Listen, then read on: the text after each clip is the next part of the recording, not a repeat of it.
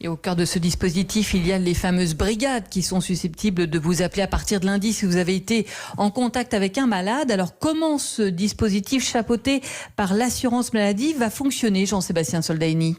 Eh bien, une fois qu'un malade est identifié par un médecin après un test positif, il reviendra aux équipes de l'assurance maladie, celles que le ministre de la Santé appelle des brigades, d'appeler toutes les personnes qui ont été en contact prolongé et rapproché avec ce malade. Votre téléphone pourra sonner dès lundi pour vous signaler que vous êtes potentiellement infecté. La suite est détaillée par Nicolas Revel, directeur général de la Caisse nationale d'assurance maladie, et ça commencera par la nécessité de se soumettre à un test. Vous n'aurez pas besoin d'aller voir un médecin pour avoir une prescription. Le seul fait que vous ayez été entre guillemets enregistré et que vous appelle vous permettra d'aller dans n'importe quel laboratoire. On vous dira d'aller chercher des masques si vous n'en avez pas pour protéger votre entourage. Et là aussi, ce sera totalement pris en charge.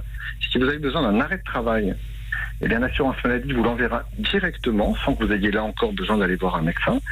Et en fonction ensuite du résultat du test, on avise sur la suite de ce qui se passe. Et puis, il y a cette question du secret médical posée par les médecins, eux qui vont devoir désigner les malades pour que l'enquête se poursuive.